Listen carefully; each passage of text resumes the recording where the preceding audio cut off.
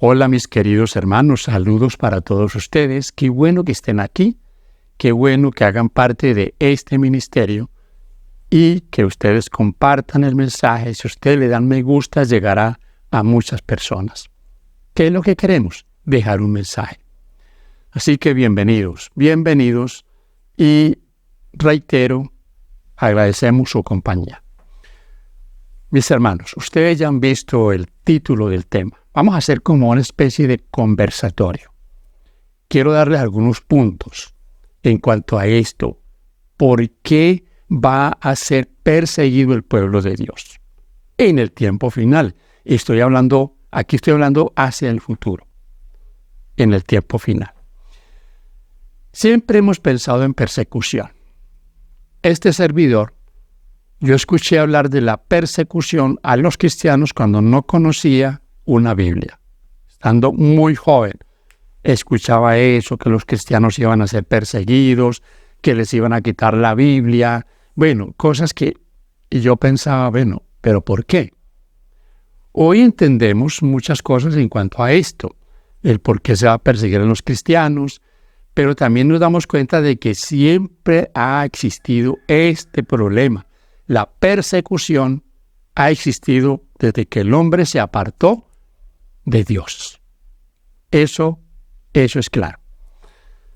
Entonces, mis hermanos, cuando hablamos de este detalle de que la persecución y ponemos a analizarnos la historia, nos damos cuenta que desde Abel, para tomar una referencia, desde el justo Abel hasta nosotros y hasta el final, contra todo el justo, el que quiere hacer la voluntad de Dios, habrá persecución.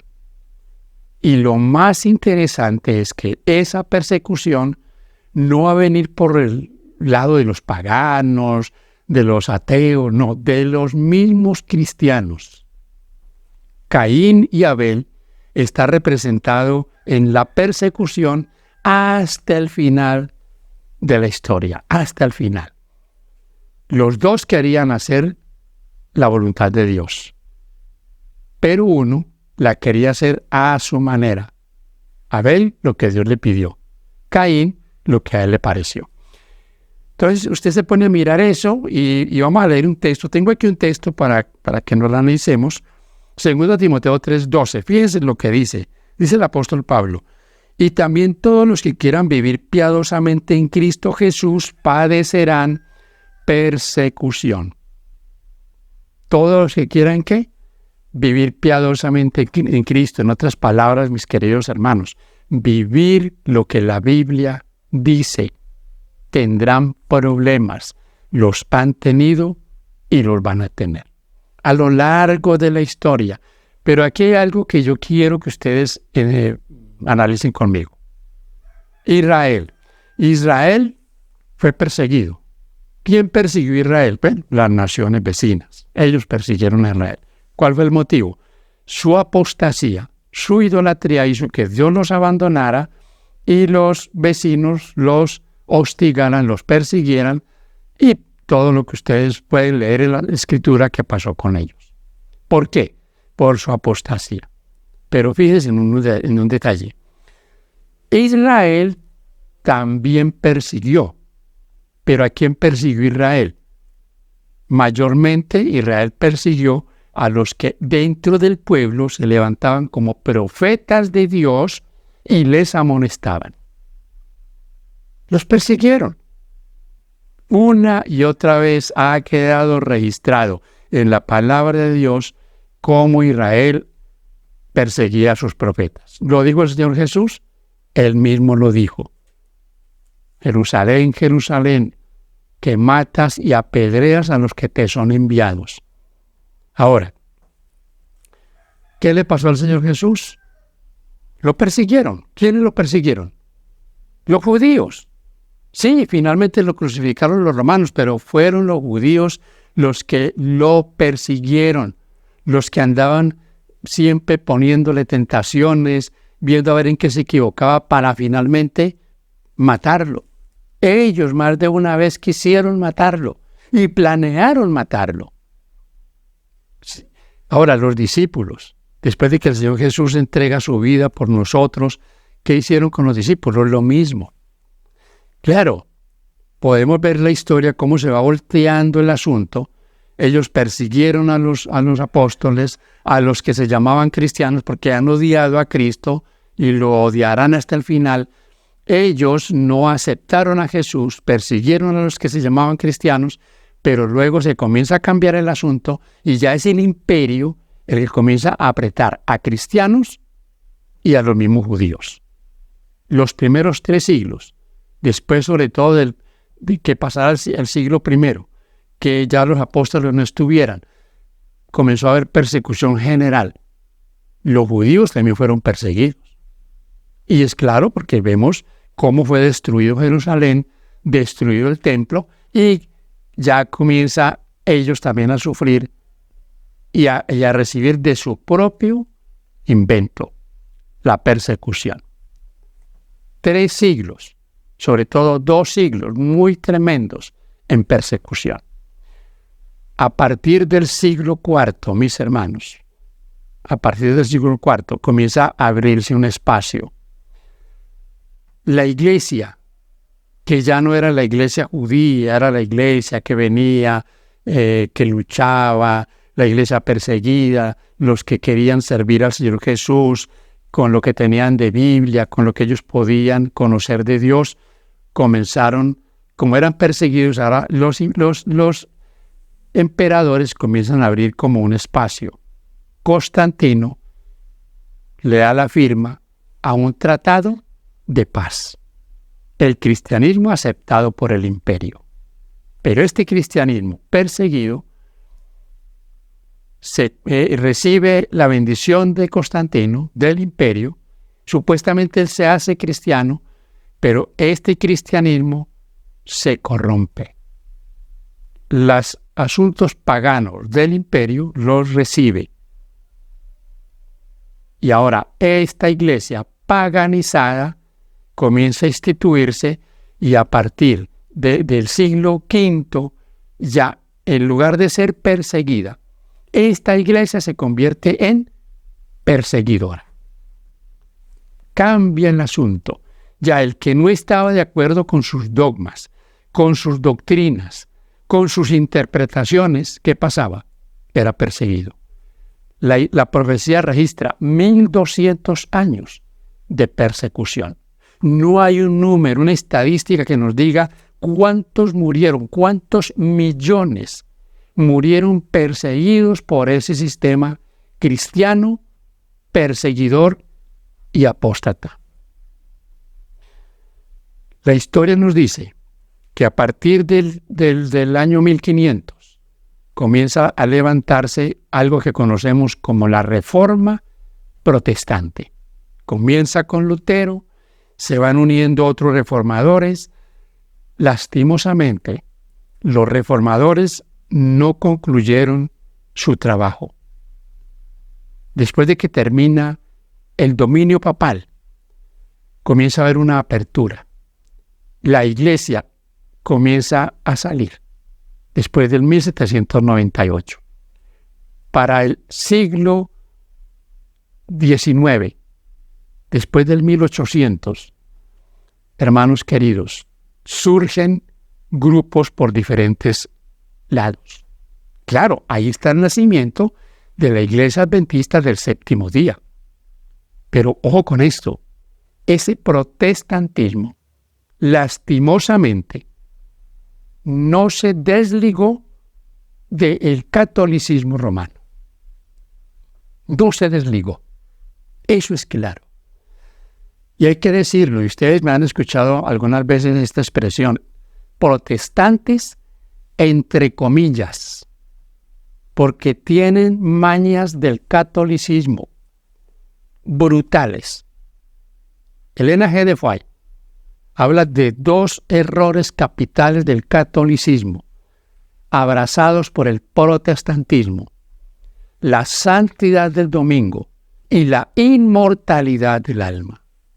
Tristemente, mis hermanos, se llaman protestantes, pero ¿dónde está su protesta? Si guardan un día de reposo espurio.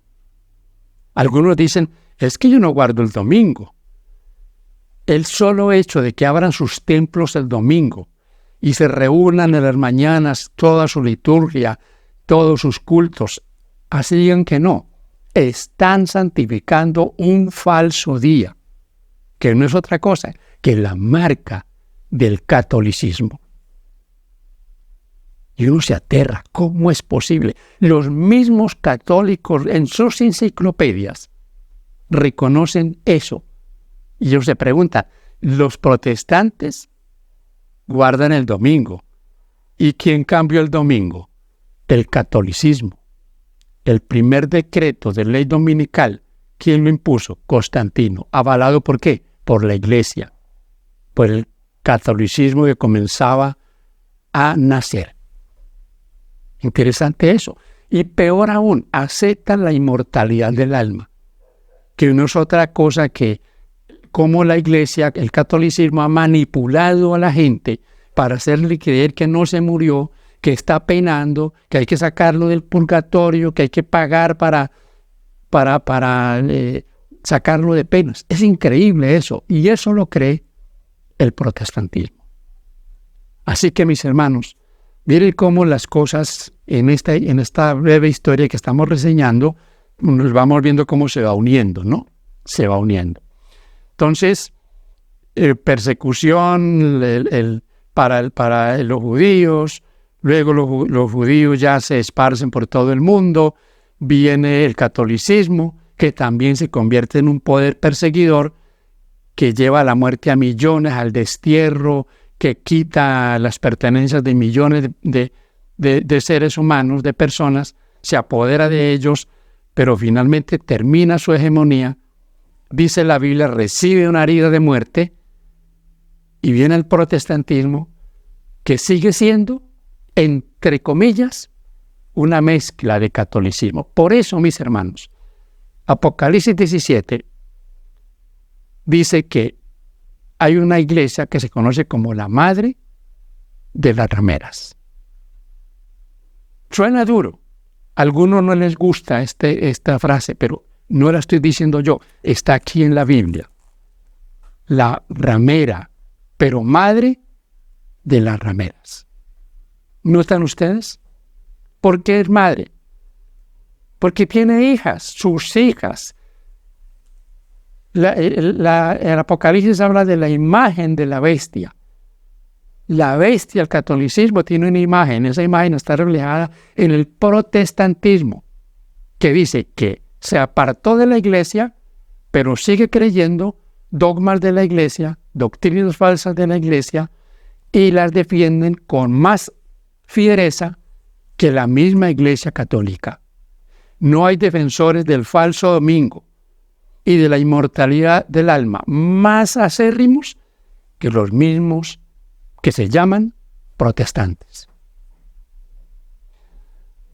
Mis hermanos, la iglesia ha perseguido a los que no están de acuerdo con ellos. Y la iglesia perseguirá en la parte final de la historia al que no se someta a ellos. Ahora, aquí surge entonces la pregunta: ¿por qué va a ser perseguido el pueblo de Dios? ¿Han notado ustedes el parentesco entre el cristianismo que se llama protestante y el catolicismo? Están emparentados. Son socios de esa apostasía. Rechazan la ley de Dios y todos en un conjunto. Te pregúntele a un cura católico por la ley de Dios. Está abolida. Eso era para los judíos. Era la ley de Moisés. Ya estamos bajo la gracia. Ya no tenemos que guardar la ley. Pregúntele a un pastor protestante o a un hermano de una iglesia protestante. El mismo relato. Eso era para los judíos. Ya no estamos bajo la ley. Ahora estamos bajo la gracia. Ya no tenemos que guardar la ley. Por supuesto, ese es un sofisma de ellos para rechazar el sábado. Así que La pregunta es válida. ¿Por qué va a ser perseguido el pueblo de Dios en el final? Hay algo que yo quiero compartir con ustedes de todo corazón, mis hermanos. Aquí nuestro objetivo, nuestra lucha, es que tengamos usted y yo, usted que me escucha, una amistad con el Señor de verdad. Consagración al Señor. Consagración. ¿Qué implica eso? Estudio de la palabra, compartir el mensaje, congregarnos para recibir de Dios luz que nos quiera dar, bendición que Él nos quiere dar en congregación. Ser fieles al Señor. Fidelidad. Vienen problemas. Aquí estamos hablando de cosas negativas, porque a nadie le gusta oír hablar de persecución, de que le quiten sus propiedades, que lo vayan a llevar a la cárcel. No, mis hermanos, pero yo quiero decirles a ustedes algunos detalles. Miren, la Biblia, hay un libro, el libro del profeta Jeremías. Lea ustedes el libro de principio a fin y va a encontrar algo. Jeremías lo levantó el Señor para amonestar al pueblo de Israel. Lo odiaban. Reyes y el pueblo en general lo odiaron. Lo persiguieron. Lo encarcelaron. Y entre más Él les hablaba de que se volvieran de su apostasía, que guardaran la ley de Dios, más lo odiaban. ¿Qué quiere decir eso? Que esa historia se repite. Se va a repetir esa historia. Ahora, la Iglesia Adventista del Séptimo Día. La Iglesia Adventista del Séptimo Día debe hacer la diferencia en el mundo. Y la debe de hacer no porque esté siempre hablando de los mismos temas. No, la debe de hacer por lo que la Iglesia debe llegar a vivir. Consagración, unidad y predicación. Quiero decirles, el sábado es un mandamiento odiado. Odian el día de reposo. No los ateos, los cristianos. Odian el día de reposo. Usted puede, ahora sí que es cierto que como dicen, se viraliza todo eso negativo contra el sábado, contra los adventistas, lo llaman con montones de formas, la sábado idolatría de los adventistas. Hermano, usted no necesita hablar, solo guarde el sábado, congréguese el sábado y usted ya es objetivo. Ya lo están mirando. Y miren, si odian el sábado, créanlo, también odian a los que guardan el sábado. Créanlo, los odian, digan que no, que los aman, que nuestros hermanos, que yo quiero mucho a mis hermanos adventistas, pero dentro lo que tienen es un resentimiento porque esos adventistas guardan el sábado. Por eso algunos, y que han salido de la iglesia, su lucha ahora es ¿cuál? Desanimar a los guardadores del sábado. Por eso atacan el sábado día y noche, no duermen tranquilos por el sábado. Mis hermanos, voy a decirles dos detallitos que yo estoy de acuerdo con quien tenga esta posición, estoy totalmente de acuerdo. Los judíos pisotearon el sábado. Satanás los llevó antes de Cristo a pisotear el sábado. Y esa apostasía les trajo muchos problemas. El Señor muchas veces los abandonó por sus desobediencias. Cuando el Señor Jesucristo vino, ¿cómo tenían el sábado los judíos, los fariseos? Lo idolatraban. Idolatraban el sábado. Le habían colgado toda clase de normas. Ellos se las colgaron. Normas que hoy los apóstatas exadventistas están diciendo que nosotros también tenemos que guardar. que si los judíos no se comían el huevo que pone la gallina el sábado, nosotros tampoco podemos. Que si no prendían un fuego, tampoco podemos prender una lámpara. Eso mismo, que nadie puede coger el coche para llevar al niño porque está cargando, porque ellos le pusieron normas al sábado. Lo idolatraban. Tanto era su idolatría que querían matar al autor del sábado, al que dio el sábado allá en el Sinaí, al que le dio el sábado a Adán, lo querían matar. Tremendo. Luego, ¿qué hace el diablo?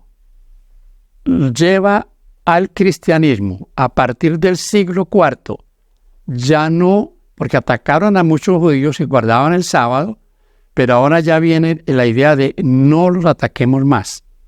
Ahora digámosles que el día de guardar es el domingo. Viene el cambiazo de sábado para domingo. ¿Saben ustedes en qué año Constantino decretó la primer ley dominical que se conoce?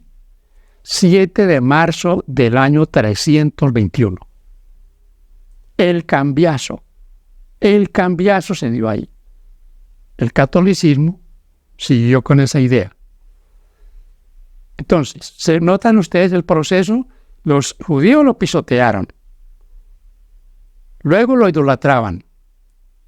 Luego el diablo llevó al cristianismo a cambiarlo. Y ojo con este detalle. Al final, Satanás va a perseguir a todos los que quieran guardar el día de reposo. Apocalipsis 13 dice que se va a imponer una marca, la marca de la bestia. Sáquele todas las evasivas que quiera. Que la marca es el microchip, que la marca es la vacuna, que la marca es una computadora, que la marca es el 666. La marca de la bestia es el falso día de reposo, domingo. Y el mundo cristiano está preparado para recibirlo. La sierva del Señor, Elena G. de White, dice que los primeros en darle el visto bueno, en aplaudir cuando se imponga el domingo como un día de guardar, serán los protestantes. Ellos serán los primeros. Es más, de ahí va a venir esa imposición. Los protestantes están buscando que el domingo sea un día de guardar, un día especial.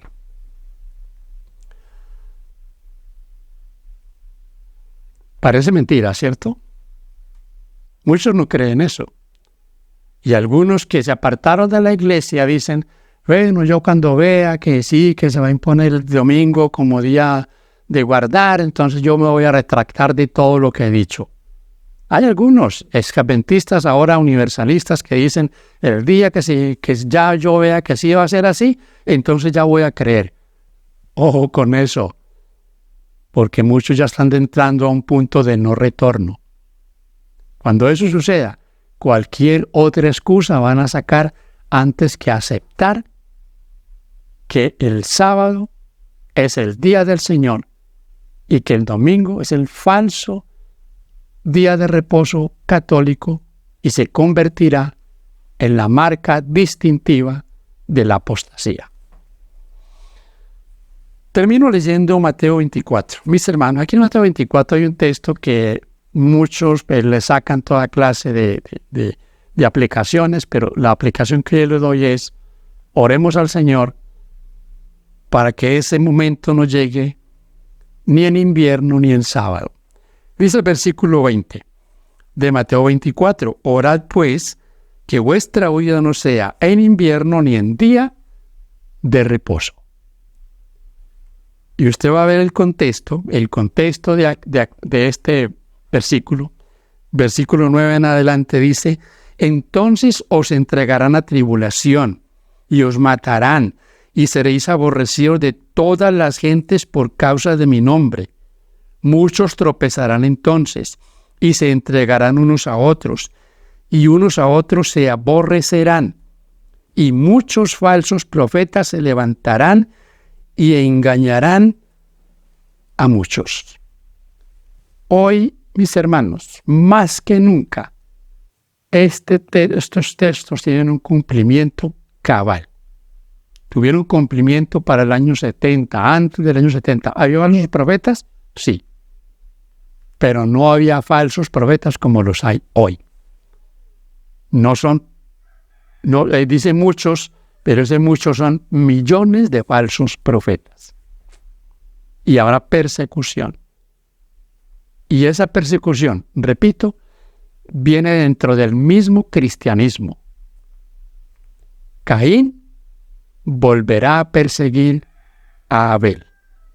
Los cristianos perseguirán a los cristianos que no se ajusten a lo que ellos creen.